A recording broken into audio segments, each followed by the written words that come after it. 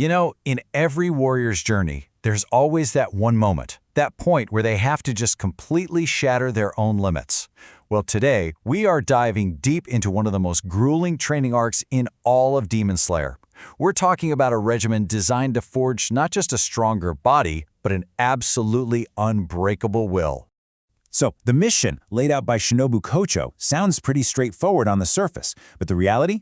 It's a monumental challenge. I mean, just imagine having to consciously control your breathing every single second of the day, even when you're asleep. This is the key to unlocking a whole new level of strength. And that's the real question, isn't it?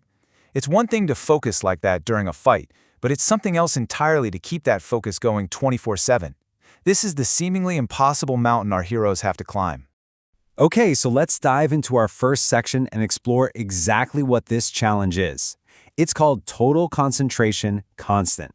And believe me, it is the foundation for absolutely everything that comes next. Now, this definition here is crucial. This isn't just about, getting a little stronger. It's about fundamentally rewiring your body's entire base state. Keeping up this breathing pushes a Slayer's lungs and circulation to their absolute peak, giving them stamina on par with the Hashira, the absolute elite of the core. This right here, perfectly sums up the mindset you need to have. While pretty much everyone else sees an impossible task, Tanjiro, what does he do? He immediately creates a system to force himself to succeed. He actually asks the girls of the Butterfly Mansion to make sure there are consequences for even a tiny lapse in concentration. Talk about dedication. So now let's see how this whole challenge plays out. Because while Tanjiro is all in 100%, his companions, Zenitsu and Inosuke, well, they are on completely different journeys. This isn't just a physical test, it's a battle of the mind. This really lays it all out, doesn't it? You've got Tanjiro's pure, earnest drive. Then there's Zenitsu, who's just immediately overwhelmed by self-doubt, convinced he's a total lost cause. And finally, you have Inosuke, whose massive pride makes it impossible for him to admit he can't do something, but only if you push his buttons the right way. And look, even for Tanjiro, the most focused of the three, the struggle is just immense. He's making progress, for sure, but as he says here, it takes constant, active effort. He can't relax for a single second. It just goes to show you how incredibly high the bar is set. And then you have Zenitsu. This quote just perfectly captures his whole internal conflict. He feels left behind, he starts to panic, and what's his first reaction? To just shut down. His biggest enemy isn't how hard the training is, it's his own belief that he's not even capable of doing it in the first place. And for Inosuke, the secret ingredient is provocation.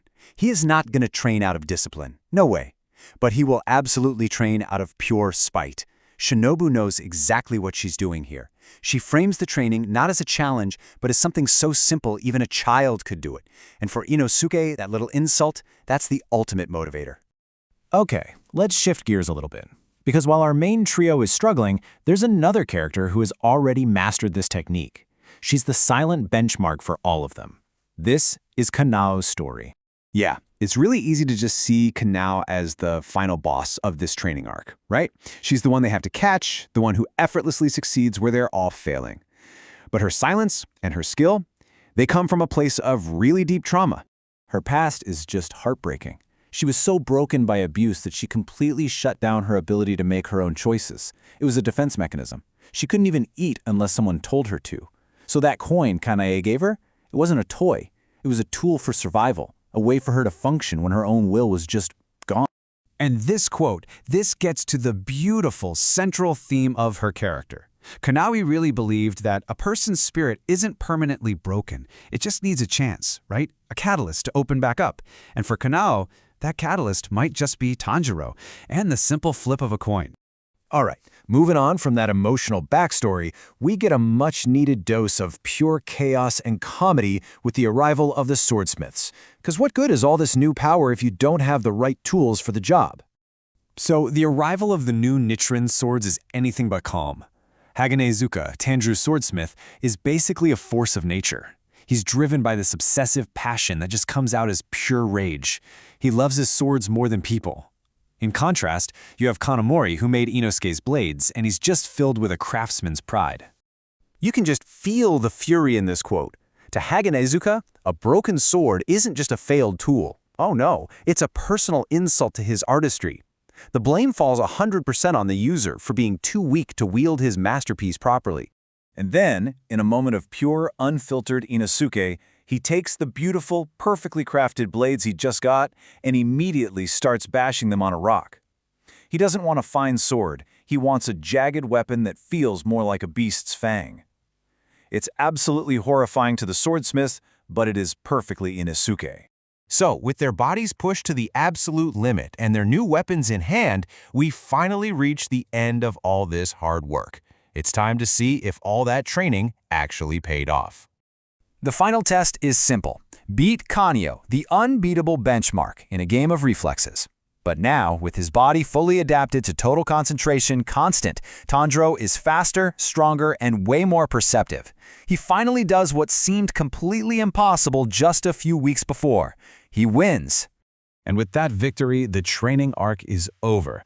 The three Slayers are transformed. They're healed, they have a whole new level of power that's now second nature, and they are armed and ready for whatever horrors are waiting for them on their next mission.